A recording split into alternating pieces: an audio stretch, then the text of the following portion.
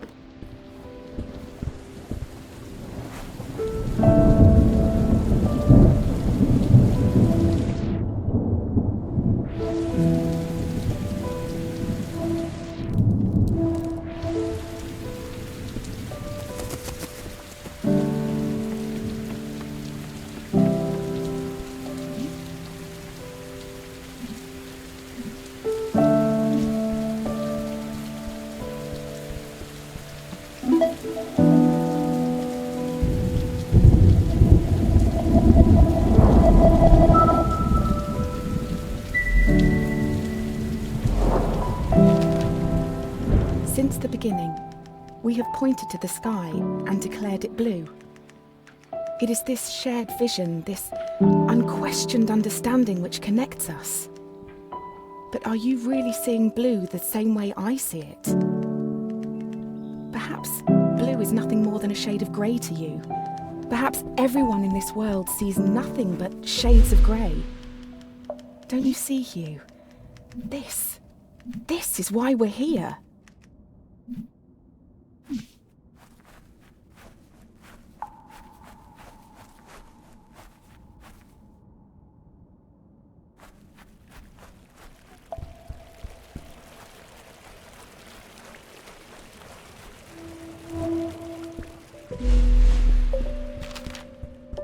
When you enter a cave expecting a waterfall, the chances are your expectations will be met. But if you discard those expectations, don't you think instead the cave will be full of surprises? I ask for you, Hugh, to abandon your expectations, to pull me back from the brink of unreality. I need you to see the world not for what it is, but for what it can be.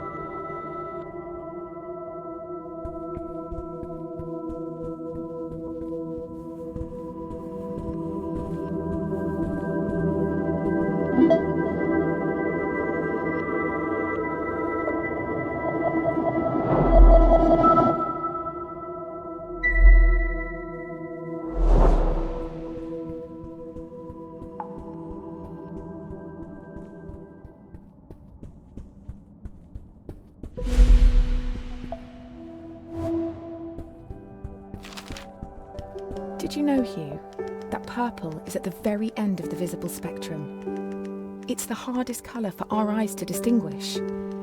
Now, imagine a shade one step further than purple, a colour beyond what we can actually perceive. We call these impossible colours. And I fear that this is where I currently reside.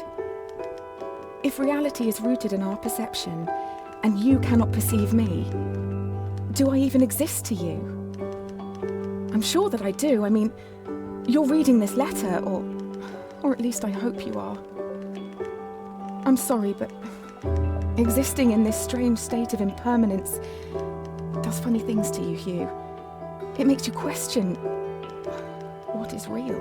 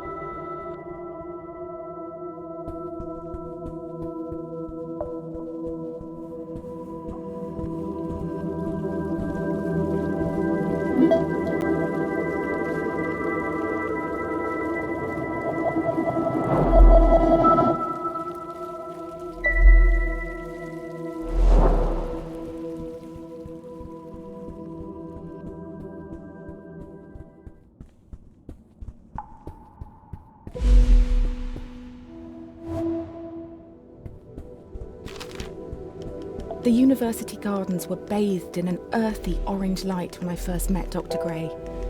Summer had come and gone and a cold autumnal crispness had caught me off guard. I sat on the grass, surrounded by my books and papers, when a cool breeze threatened to blow my notes across the lawn. A page escaped my reach and took flight. A man not much older than myself chased after it, catching it on his third or fourth attempt.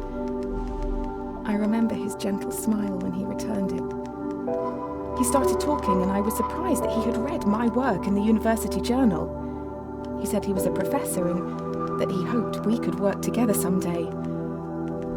It's funny, Hugh, how something so small can change so much.